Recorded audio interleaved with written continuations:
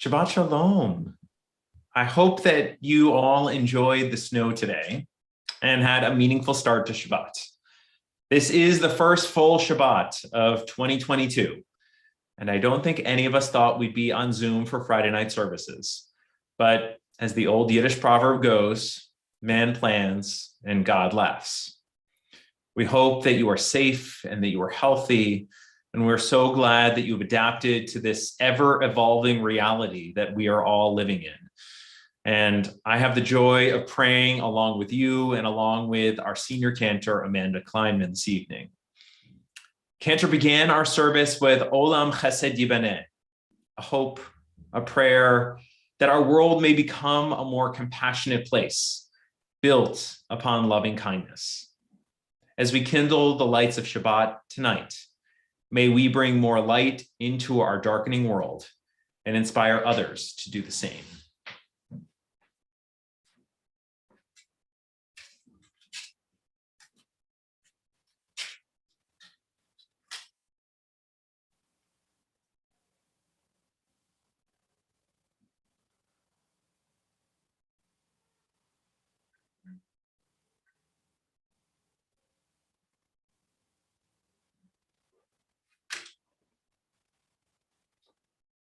Baruch atah Adonai, Eloheinu melech haolam, asher kitshanu b'mitzvotav, v'tzivanu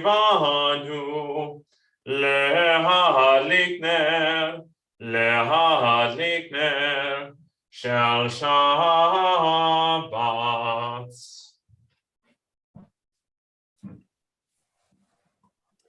We welcome Shabbat together now with the word Shiru Ladonai, Shir Chadash, sing unto God a new song.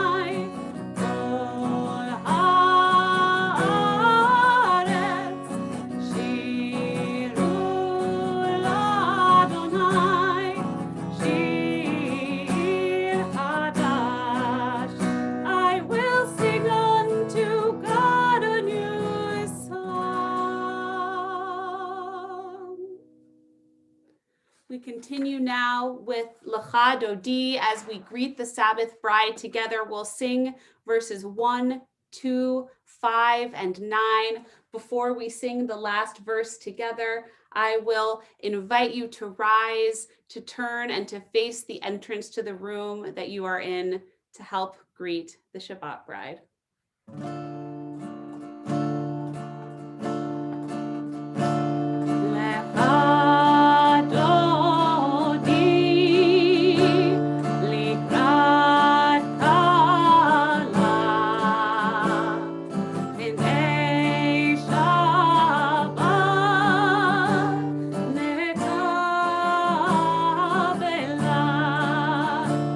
Shamor v'zachor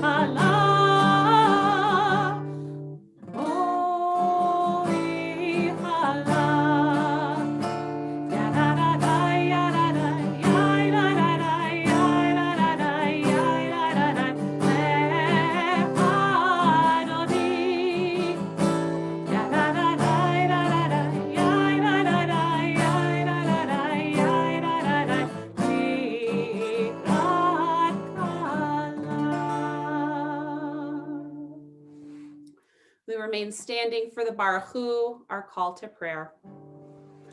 Baruch Hu et Adonai HaMevorach. Baruch Adonai HaMevorach leolam va'ed.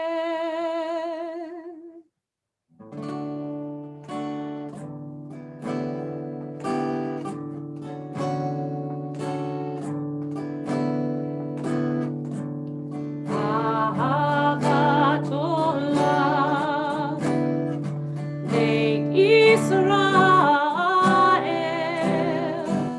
Amcha ahavta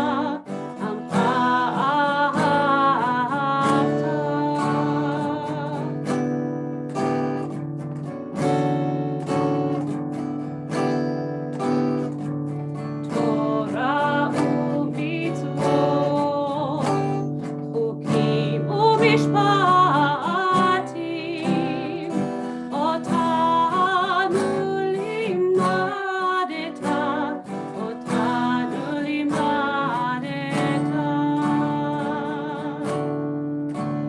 Al kein Adonai Eloheinu b'shofteinu U'menu nasiach b'chukecha V'nismach b'divrei Toratecha U'b'mitzvotecha le'olam va'ed Ki ein chayenu Le'orech yameinu U'ahem negei yomam v'layla Negei yomam v'layla Ve'ahavat ha'tasir Mimenu le'olamim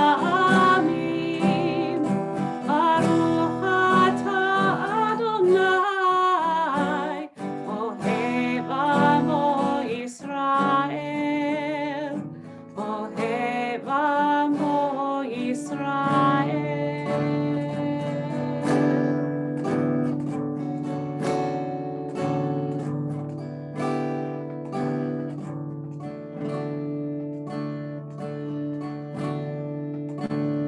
Shema Yisrael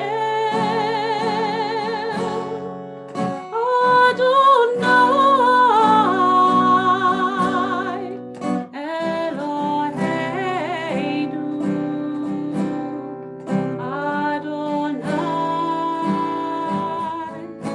Adonai Echad Baruch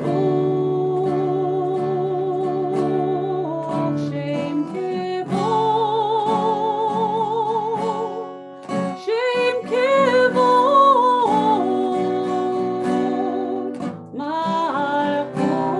Malchuto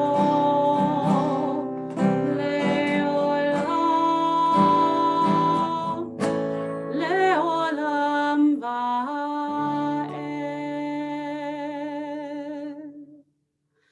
Ve'ahavta et Adonai Elohecha B'chol levavcha u'b'chol nafshecha u'b'chol meodecha Ve'hayu hadvarim ha'ele Asher anochi metzavecha Hayom al levavecha Ve'shinantam levanecha Ve'dibarta bam B'shivtecha b'veitecha Uv'lechtecha b'derech Uv'shochbecha uv'kumecha U'kshartam le'ot al yadecha Ve'hayu letotafot bein einecha Uchtavtam al mezuzot beitecha Uv'isharecha Leman tizkeru Basitem et kol mitzvotai Vitem kedoshim lelohechem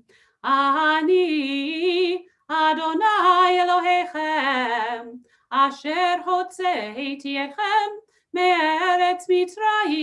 להיות לכם לאלוהים, אני אדוני אלוהיכם.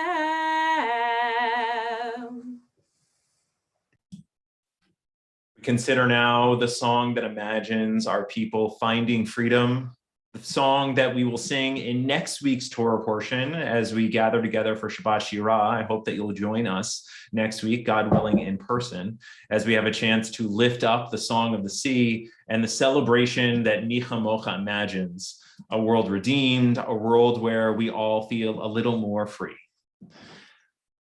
Mi chamocha ba'elim Adonai, mi kamocha nedar ba'kodesh, Nora tehilot osef ele, Nora tehilot osef ele, Adonai himloch leolam va'ed. ונאמר כי פדה אדוני את יעקב וגאלם מיד חזק ממנו ברוך אתה אדוני גאל ישראל. In this darkened time of year, a meditation for Hashkivenu entitled Peace of the Wild Things. When despair for the world grows in me, and I wake in the night at the least sound in fear of what my life and my children's lives may be, I go and lie down where the wood drake rests in his beauty on the water, and the great heron feeds. I come into the peace of wild things, who do not tax their lives with forethought of grief. I come into the presence of still water, and I feel above me the day-blind stars waiting with their lights. For a time, I rest in the grace of the world and am free. Baruch atah Adonai haporei sukat shalom aleinu v'al kol amo Yisrael ve'al Yerushalayim. We invite you to rise now as we continue with the words of the Amidah. Adonai sefatai tiftach ufi yagid tehilatecha. Adonai, open up my lips that my mouth may declare your praise. Baruch atah Adonai Eloheinu ve'Elohei avotenu ve'imotenu, Elohei Avraham, Elohei Yitzchak, ve'Elohei Yaakov, Elohei Sarah, Elohei Rivka, Elohei Rachel, ve'Elohei Leah, Ha'el Hagadol Hagibor ve'Hanora, El Elyon, Gomel Chasadim Tovim, ve'Konei Hakol, ve'Zocher Chastei Avot ve'Imahot, Umevi Geula Livnei Bneihem, Leman Shemo be'ahava, Melech Hozer u'Moshiach u'Magen, Baruch atah Adonai, Magen Avraham ve'Ezrat Sarah, Atah Gibor le'olam Adonai, Mechayeh hakol atah Rav le'Hoshia, Mashiv haruach u'morid hagashem, Mechalkel chayim bechesed, Mechayeh hakol berachamim rabim, Somech noflim verofeh cholim, Umatir asurim, Umekayem emunato lishenei afar. Mi chamocha bal gevurot, Umido melach, Melech memit umechayeh, umatzmiach Yeshua, v'ne'eman ata lahachayot hakol. Baruch atah Adonai, mechayeh hakol. Ata kadosh v'shimcha kadosh, u'kedoshim bechol yom yahalelucha selah. Baruch atah Adonai, Ha'el HaKadosh. Please take a few moments now for silent prayer and reflection.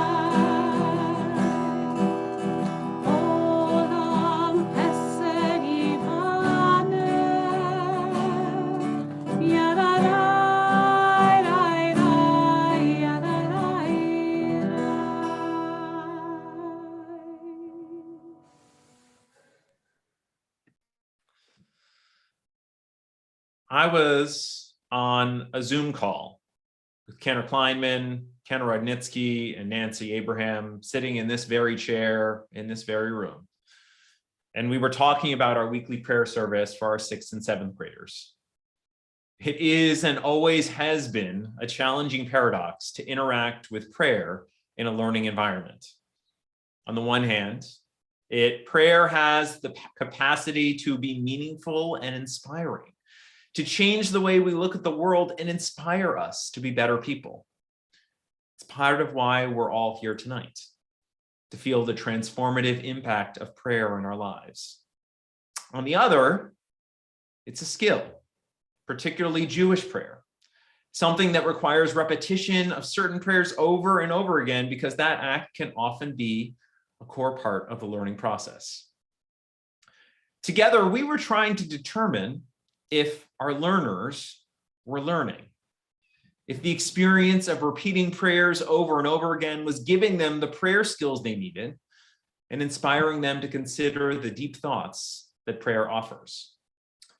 We're also challenging ourselves by asking if communal prayer for that age group was becoming miseducative, if it was providing a negative perspective on prayer because we hadn't quite figured out how to strike that delicate balance between repetition and meaning. In the midst of our conversation, we also lifted up how both things could be true, that certain learners interacted with the service and saw within it something meaningful, and others looked at it and found a reason to step away and to zone out. While I was having that conversation, on my other screen was CNN. One of the many challenges of the virtual environment, we can find ourselves distracted so easily because the allure of something else interesting is just a glance away. On that distracting second screen, they had just called the race for John Ossoff and Reverend Warnock, changing the trajectory of the Senate. Just as that call made the news started to turn, as the rapidly unfolding story of the attack on the Capitol was evolving before my eyes. It reached a certain point where I had to say, I'm sorry, I can't be present in this conversation anymore. And we stopped our meeting, and like so many Americans, I was entirely focused on what was happening in Washington, D.C. The effects of January 6, 2021 are still being felt throughout the country. And it's hard for me to believe that it was only 1 year ago. One thing I continue to ponder as I think about that day is, what did we learn from that experience? What did our nation take away from seeing people storm the Capitol building? If you've engaged with the news at all this week, you know that I'm not alone. So many people are trying to understand what happened, why it happened, and what it means for our country. Throughout this week, as I continued to ponder January 6th and the memory of watching it unfold, I turned to Parshat Bo, which recounts the first 3 plagues that befell Egypt. And to open our portion, God says to Moses, "Go to Pharaoh, for I have hardened his heart and the hearts of his courtiers, in order that I may display these signs among them, and that you may recount in the hearing of your child and your child's child, how I made a mockery of the Egyptians, and how I displayed my signs among them, in order that you may know that I am Adonai." Up until Parshat Bo, the Egyptians and the Israelites were existing in 2 different realities, looking at the same thing and coming to a different conclusion. The Israelites saw the plagues as wonders, gifts from God, helping to show God's majesty and strength and the righteousness of their cause. As our verse teaches us, that's what God is trying to do for everyone. But it doesn't have the desired effects. The Egyptians saw the plagues as irritants, something that they wished to be rid of immediately. And as soon as the plague was lifted, the Egyptians went back to the way they were, having learned little from the experience. Plague after plague, Pharaoh initially claims he will change, and then relents, hardening his heart, and continues to oppress the Israelites. It's disorienting to speak with someone who sees the world in such a dramatically different way. Pharaoh and Moses are regularly talking at each other, not seeing the other's perspective, unable to truly engage in the conversation they need to have. Each person is so certain in their beliefs that they are unable to comprehend the reality of the other's perspective. It wasn't until the devastating impact of the final 3 plagues that we see the Egyptians turn course and we see a common narrative start to coalesce. And Pharaoh arose in the night with all his courtiers and all the Egyptians because there was a loud cry in Egypt, for there was no house where there was not someone dead. He summoned Moses and Aaron in the night and said, "Up, depart from among my people, you and the Israelites with you. Go worship Adonai as you said. Take your flocks and your herds as you said, and be gone, and may you bring a blessing upon me also." The Egyptians urged the people on, impatient to have them leave the country, for they said, "We shall all be dead." With their dead children in their arms, the Egyptians had hit rock bottom. The possibility of a second reality shattered, if just for a moment. They were forced to come to the realization that God desired for them. As our first text states, God hardened their hearts, making their decision to stay recalcitrant for them and building up to the climactic 10th plague. God made the decision in these plagues, but the plagues and their aftermath are in the realm of the divine. We live here as imperfect human beings, and each of us can look at the same situation and come to a different conclusion, from prayer to Torah to violence in the Capitol. As the old adage goes, 2 Jews and 3 opinions. But it doesn't have to be a moment where we are disagreeing to the point of cruelty. Being open to another person's perspective, even if you disagree with them, is a crucial part of being Jewish, and I believe a core part of the repair we need for our society. As Ruth Bader Ginsburg of blessed memory said, "You can disagree without being disagreeable." We all have work to do to ensure that the person who disagrees with us is not our enemy, but a person who has a perspective that we may not like. I'm not suggesting you need to agree with them or accept lies in the face of facts, but we all need to cultivate the humility to say, "I want to understand your perspective. I want to see your position as the problem and not the person." As we go into this Shabbat, may we all have the strength to listen and try to understand someone who disagrees with us, to give them the respect and concern to say, we may not leave in agreement, but I hope we can leave with mutual respect. May our actions inspire others, and may we create a more respectful world built on shalom, on wholeness and completeness. Olam chesed yibeneh, may we truly build a world on loving kindness.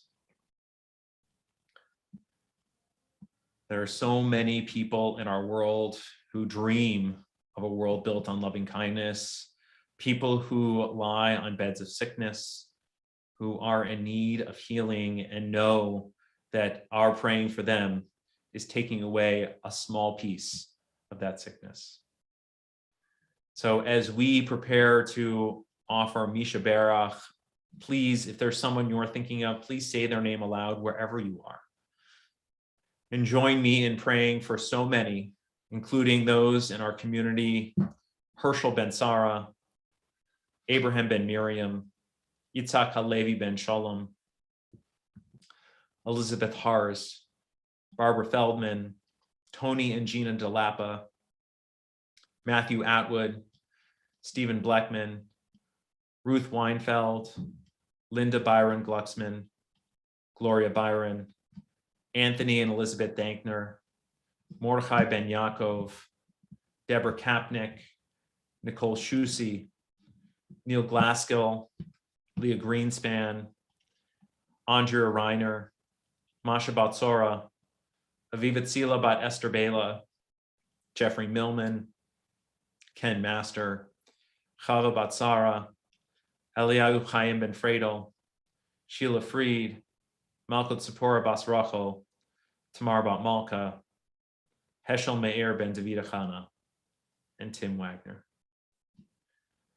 With all those mentioned aloud, both by me and by you, and all those names we carry in our hearts, we offer these words together, Misha Berach.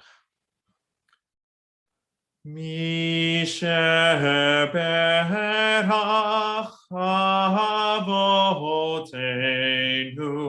Mekor HaBracha Lehimotenu. May the source of strength, who bless the ones before us, help us find the courage to make our lives a blessing, and let us say, Amen. Mishe Berach Imotenu Mekor HaBracha Lavotenu. Bless those in need of healing with refuah shlema, the renewal of body, the renewal of spirits, and let us say, Amen.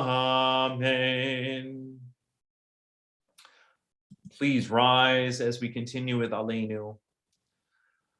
Aleinu l'shabeach l'adon hakol, לתת גדולה לעוצר בראשית, שלא עשנו כגויי הארצות, ולא שמנו כמשפחות האדמה, שלא שם חלקנו כהם, וגורלנו ככל המונם, ואנחנו קוראים ומשתחווים ומודים לפני מלך מלכי המלכים הקדוש ברוך הוא. ונאמר לך יא אדוני מלך על כל הארץ, ביום ההוא יהיה אדוני אחד, ושמו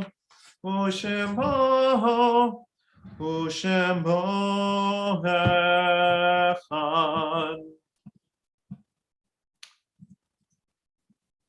Meditation before we approach the words of Kadisha Tome. Had I known that you were going, I could have given you at least good speed, but you slipped away so suddenly that I was left standing on the shore, watching into space, not knowing that you would never come back, till I felt the waters of the incoming tide, cold about my heart. I do not ask for you again. I know the sea you sail does not touch these shores. I only look for a distant all hail, like the white crest of a wave against the horizon, or a signal light flashing once far against the sky. Sail on, my bright, sturdy mariner. Let out a full sheet to your new wings. Taste the clear spray of your new waters. You were made for flight and swiftness and eternal freedom. Nothing shall weigh you down or call you back to the warm earth, or the shape we knew, or the place that you held so very dear.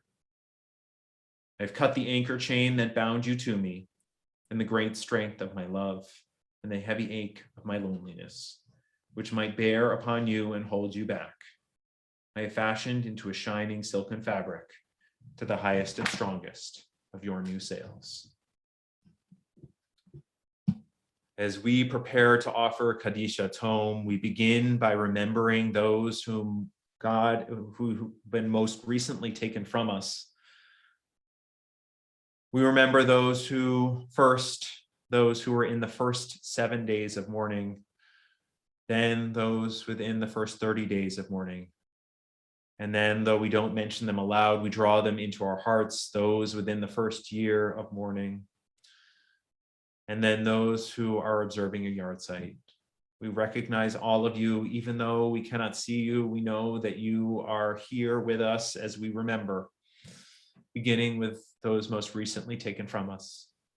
Stephen Silverfine, father of Scott Silverfine, Roberta Ross, mother of Seth Ross, Fred Gross, father of Adam Gross, Mark Richard Joseph, father of Meg Joseph, Elizabeth Dintz, mother of Nancy Street and David Dintz, Meyer Rothbart, father of Dan Rothbart, Elizabeth Enright, aunt of Rochelle Sanders.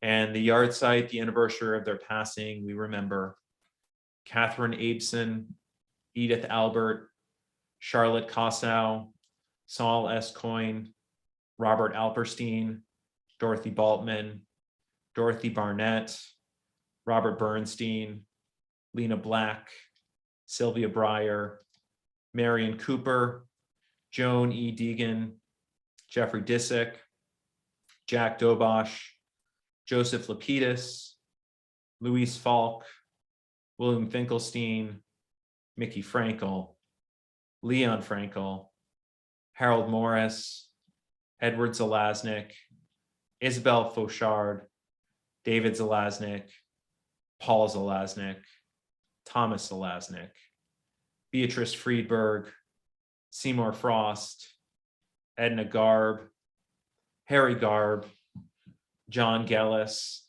Sophie Ginsburg, Jerome Glucksman, Elaine Raddat, Hyman Goldstein, Charles S. Guggenheimer,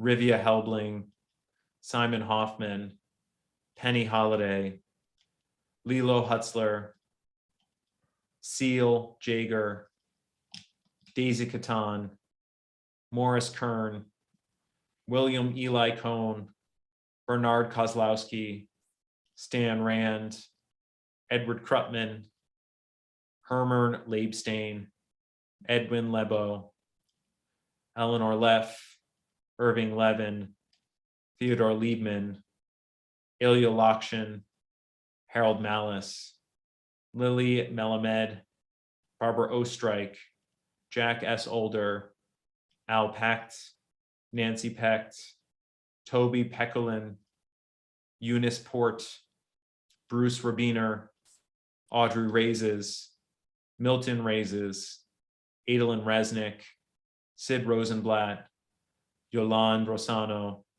Saul Rothkopf, Edgar Rothschild, Joseph Schneider, Rona Sider, Eleanor Sherman, Ruth Sugar, Louis Uden, Robert Silver, Julie Chen-Chu Sokol, Helene Tarshis, Rose Weisfeld, Mona Weiss, Claire Wiener, and Erwin Witchell. If I inadvertently mispronounced any of your loved ones' names, please accept my apologies. And if you have names to add or you want to add the proper pronunciation, again, my apologies, please do so now as we prepare to offer Kaddish Tome together. Yitgadal v'yitkadash shemei rabbah, ve'alma divra hirutei v'yamlich malchutei, v'chayachon u'vyomechon u'chayei d'chol Beit Yisrael, v'agalah u'vizman kari v'yimru, amen. Yehei shmei rabbah mevarach le'olam u'lamei amaya, yitbarach v'yishtabach v'yitpa'ar v'yitramam v'yitnaseh, v'yitadar v'yitaleh v'yitalal shmeid kudsha brichu, la'ela mikol birchata v'shirata, tushbechata v'nechamata, namiran be'alma v'yimru, amen. Yehesh lama rabba min shemaya, v'chayim aleinu ve'al kol Yisrael, v'yimru, amen. Osei shalom b'mromav, hu ya'aseh shalom, aleinu ve'al kol Yisrael, v'yimru, amen. Osei shalom b'mromav, hu ya'aseh shalom, Aleinu ve'al kol Yisrael ve'himeru. Amen. A few announcements. First, tomorrow morning, we hope that you'll continue praying with us. We'll be on with Torah study, our Torah study community, tomorrow at 9. If you want to study a little bit more about Bo and those final 3 plates, that'll be, the Zoom link is in the weekly email. Or if you have young people who are part of your family and you want to join for an intergenerational prayer service, that will be also at 9, and Sharing Shabbat will be on Zoom. I think the link was sent out. Yes, it was. I'm just checking our e-blast to make sure it was sent. If you're interested in our racial justice working group, they're meeting this Thursday. Oh, sorry. They were meeting last Thursday. I was going all out of order. I'm distracted. But this Tuesday, if you know someone who has been impacted by divorce or is going through single parenthood, please join me and Jane Slevin for our monthly gathering to offer support and to reflect with people who are going through that same space, open to congregants and non-congregants alike. We always love the opportunity to gather with them. And last but not least, there are a couple of Men of Reformed Judaism programs, including a meeting and a program entitled Jews of the Pacific Coast. And last but not least, I'll pass to Cantor to talk a little bit about what we're doing for Shabbat Shirah. For next Shabbat, we will celebrate Shabbat Shirah, the Sabbath of Song. It's called that because in our Torah portion next week, B'Shalach, we read the story of the Israelites crossing the Red Sea as free people who have left Egypt. And the Torah tells us that that they sang a song as they crossed the sea. And in order to celebrate and commemorate that song, next Shabbat is called Shabbat Shirah, the Shabbat of Song. And you will hear next week our cantors doing what we call a sermon in song, sort of a musical teaching on themes of crossing the sea and themes of journey. So we hope that you will join us for that next week. And speaking of song, we will conclude our service this evening with a little bit of singing together.